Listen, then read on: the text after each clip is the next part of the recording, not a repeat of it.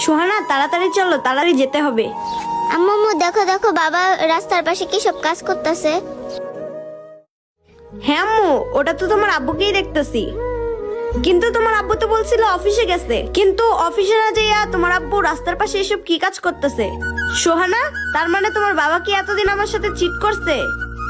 কিন্তু সে তো প্রতিদিন আমাদের অফিসের কথা বলে বাসা থেকে বেরিয়ে যায়, কিন্তু অফিসে না গিয়েছি রাস্তার পাশে এসব কি কাজ করতেছে? আম্মু আব্বুকে ডাক দাও, আব্বু কেন আমাদের এতদিন মিথ্যা কথা বলছে? হ্যাঁ সোহানা, তোমার বলতে হবে না, আমি এখনই তোমার আব্বুকে ডাক দিচ্ছি। এই জীবন। আরে আয়াত এখানে? আরে আয়াত তুমি এখানে? তুমি ওইসব ইট রেখে আমার কাছে আসো।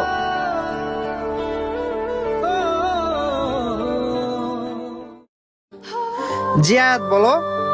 আরে জীবন, তুমি এটা কি বেশে আছো? তুমি না প্রতিদিন অফিসের কথা বলে বাসা থেকে বের হও, কিন্তু এখন দেখতেছি তুমি এসব কি কাজ করতেছো? তার মানে তুমি কি আমাদের এতদিন মিথ্যা কথা বলছো? ছি, তুমি রাস্তার পাশে এসব লেবারি কাজ করো?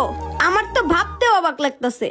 আর আমি এতদিন কার সাথে সংসার করছি, যে কিনা রাস্তার পাশে সামান্য একটা লেবারের কাজ করে?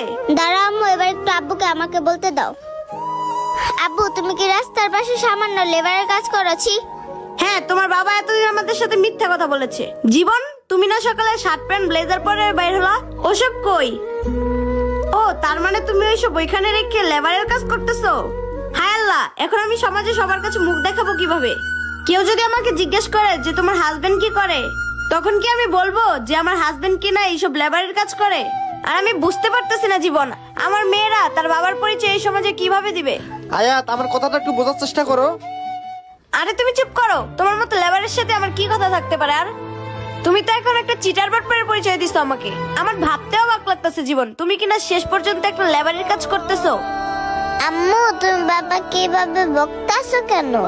বাবা তো কেন চুরি ডাকাতি করতেছে না, বাবা তো একটা কাজ করে আমাদেরকে চালাইতেছে, আর তুমি বাবাকে এভাবে বকতাছো?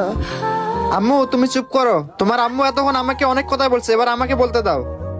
দেখো আয়াত, হয়তোবা আমার কোনো কারণবশতে চাকরিটা আমার চলে গেছে, কিন্তু এটাও তো কোনো একটা কাজ। আমি তো তোমাকে কোনো চুরি চামারি করে চালাইতেছি না, আমি তো ঠিকঠাক মতো সংসার চালাইতেছি। এরকম না তো তোমাদেরকে আমি একটা অসৎ পথে ইনকাম করে খাওয়াইতেছি, আমি তো একটা সৎ পথে ইনকাম করে তোমাদেরকে খাওয়াইতেছি। দেখো আয়াত, কোন কাজকে কখনো ছোট করে দেখবা না, কাজ তো কাজে, সেটা হোক রাস্তার বা অফিসিয়াল।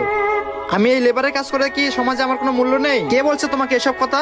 আর শুনো, তুমি তো আমাকে কালকে রাতেই বলছিলা তুমি সামনের মাসে বাড়ির কাজ শুরু করবা।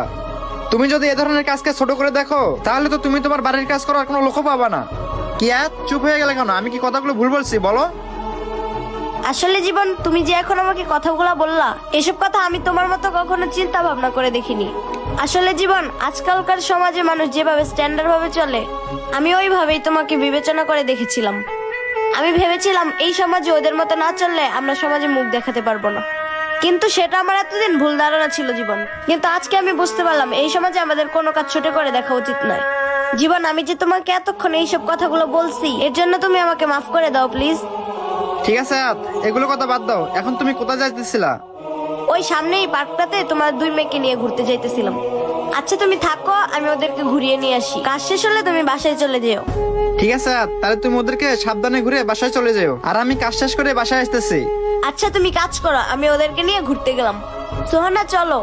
তো বন্ধুরা, এই সমাজে কোনো কাজকে আমাদের ছোট করে দেখা উচিত না, তাই বলছি। ভিডিওটি কেমন হচ্ছে, ভালো লাগলে অবশ্যই লাইক কমেন্ট শেয়ার করে সবাইকে দেখার সুযোগ করে দেবেন। ধন্যবাদ সবাইকে।